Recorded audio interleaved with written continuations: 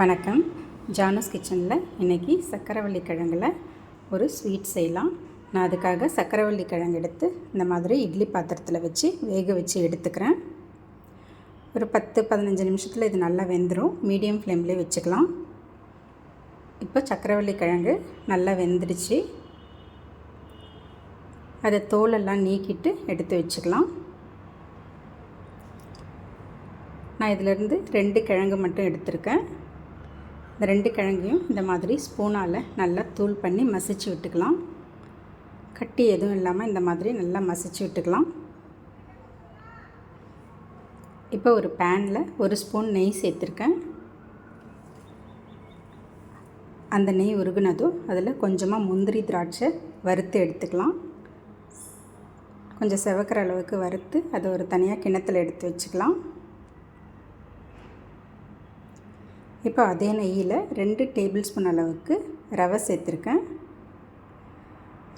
அந்த நெய்யிலே அந்த ரவையை நல்லா வறுத்துக்கலாம். இந்த மாதிரி வறுத்த பிறகு நம்ம மசிச்சு வச்சுருந்த சக்கரவள்ளி கிழங்கு எடுத்து அதில் சேர்த்துக்கலாம். சேர்த்துட்டு இது எல்லாத்தையும் ஒன்று சேர நல்லா கலந்து விட்டுக்கணும்.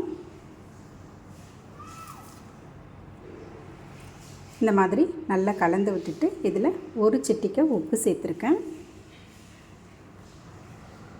அதே மாதிரி இனிப்புக்காக வெல்லம் சேர்த்துருக்கேன். ஏற்கனவே சக்கரவள்ளி கிழங்கும் ஸ்வீட்டாக தான் இருக்கும். அதில் நம்ம இனிப்புக்கு தகுந்த மாதிரி எவ்வளோ வெல்லம் தேவையோ அந்த அளவுக்கு சேர்த்துக்கலாம். நான் ஒரு 50 கிராம் அளவுக்கு தான் வெல்லம் சேர்த்துருக்கேன். சேர்த்துட்டு இதெல்லாம் நல்லா ஒன்று சேர கலந்து விட்டுடலாம். இப்போ இது கூட 1 ஸ்பூன் அளவுக்கு நெய் சேர்த்துக்கிறேன். நெய் அதிகமாக கூட சேர்த்துக்கலாம்.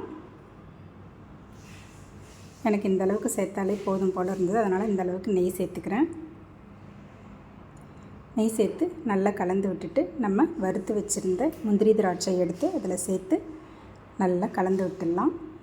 கூடவே ஏலக்காவும் கொஞ்சம் பொடி பண்ணி போட்டிருக்கேன். சக்கரவள்ளி கிழங்கு அப்படியே கொடுத்தா பிள்ளைங்களுக்கு சாப்பிட பிடிக்கலன்னா இந்த மாதிரி ஒரு அல்வா மாதிரி செஞ்சு கொடுத்தா ரொம்ப விரும்பி சாப்பிடுவாங்க. சாயங்கால நேரத்தில் ஸ்கூல் விட்டு வரும்போது குழந்தைங்களுக்கு இந்த மாதிரி செஞ்சு ஒரு கிண்ணத்தில் போட்டு ஸ்பூன் போட்டு கொடுத்துட்டா ரொம்ப விரும்பி சாப்பிடுவாங்க. ஒரு ஹெல்த்தியான ஸ்வீட் இது. ரொம்ப நல்லாயிருக்கும் சாப்பிட்றதுக்கு. ட்ரை பண்ணி பாருங்கள். தேங்க்ஸ் ஃபார் வாட்சிங்.